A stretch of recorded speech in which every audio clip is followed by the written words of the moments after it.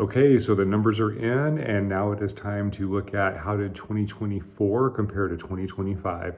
Was it a year of depreciation? Did home values go down? Did they go up? Did the interest rates affect them? Did the new election come in? Like, what happened with all of the drama that we saw of 2025? Let's dive into the numbers.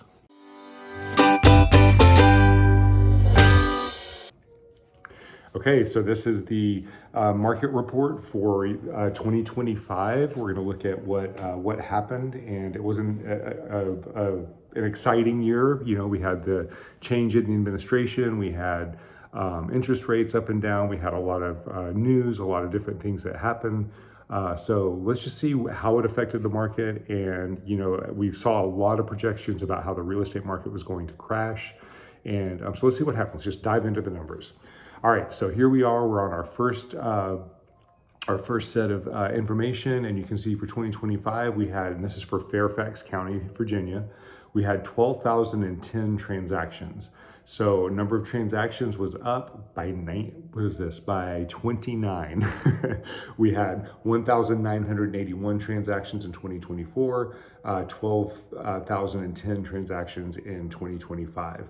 Now, this is important because you can see that the average, going back to 2016, we were at 15, 16, 16, 16, 17, 19, 14, and then we had the interest rates start going up. So we had a significant drop in the number of transactions.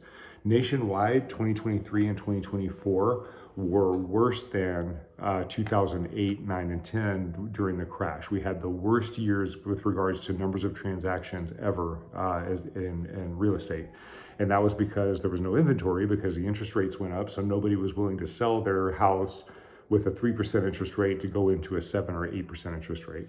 So we are starting to see the rates coming down. We're starting to see inventory go up just a little bit by 0.02%. Actually, that was the number of sales, but we're seeing the inventory come in. So we're seeing people starting to buy. Now we're seeing the interest rates to continue to come down. So buyers are starting to come off the fence. So that's what happened with regards to the number of sales in 2025. Days on market did take longer, and if you watch our market snapshot or if you watch our monthly summaries, you'll see that this trend is across the board. This does not mean that that property values are going down. It just means that properties are sitting a little bit longer and they are taking a little bit longer to come off the market.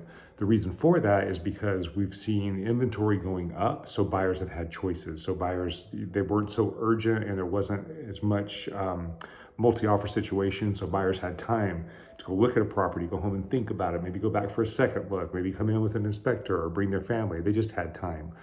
So that's why we saw that the days on market, it went up 4 days on average. Next is the number of new listings. So inventory went up 6.7% versus 2024. And again, this is important because if you go back over here, you can see constantly over 20,000. And then 2022 was 18,000, interest rate spiked and it came down significantly.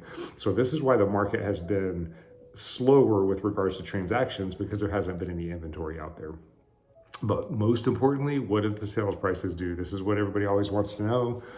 Median sales price, of course, is it's the statistical representation of the number that falls right in the middle of a large data set. So that's the number that they use for sales price. Doesn't always equal value, but it's a good representation of where the market's trending.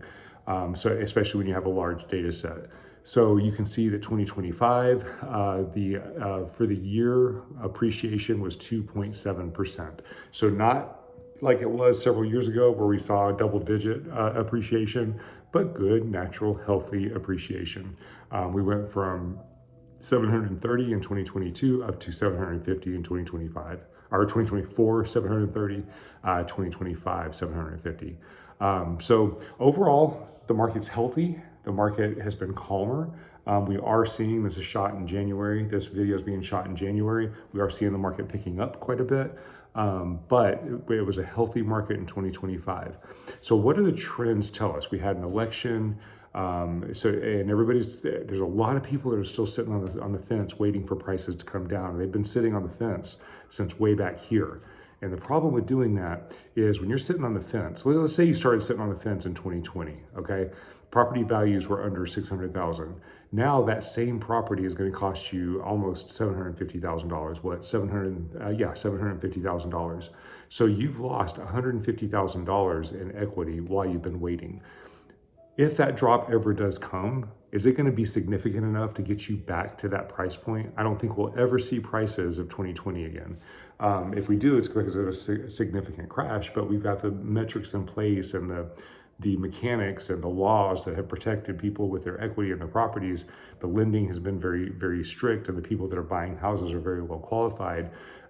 There is more equity in the economy in our properties than there ever has been. And we'll see statistics where the mortgage debt is higher than it's ever been. That is true, but the equity is almost triple that. So people have room in their houses. So if they start getting in trouble, they're just going to sell the house because they have the equity. They're not going to go into foreclosure. So we're not going to see this rash of foreclosures that we have seen in the past. And that's what people are waiting for. So what are the trends? Let's look at what has typically happened. So this is a chart since 1942. You can see that there has not been a single decade that there's been a loss as far as property values are concerned over a 10-year period. And then you look at it year by year, you can see there's only been 7 years since 1942 that home prices have gone down. This is out of an 81-year sampling. So 7 years, the prices went down. 73 years, the prices went up. Now, maybe it was up 1%, maybe it was up 2%, but it went up. Maybe it was down 1%, maybe it was down 2%, but it went down. You can see that here. Or you had the crash of 2007, 8, 9, where it was down significantly. But that is not something that we're going to see again, simply because we have the mechanics in place. So the people that are holding off for a crash to come, it's just not, historically, it does not look like it's a wise decision. Nobody has a crystal ball. Something could happen tomorrow and the market could crash, and everything I'm saying could be totally wrong. I do not have a crystal ball, but all I can look at is what's happened historically and see what is the potential projection and make a decision based on that. And it's just not a wise decision to wait if you're thinking about buying. We can look at another statistic here. Existing home prices have gone up after 7 of the 8 last presidential elections.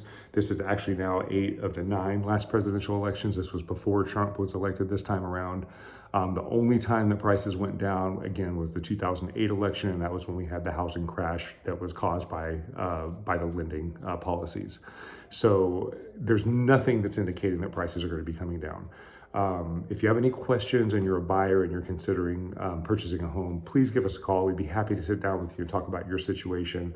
Some people are saving up to try to get to 20%. You don't have to have 20% to buy a house. There are first-time home buyer grants. There are grants for first responders. There's all kinds of options out there that you may not be aware of.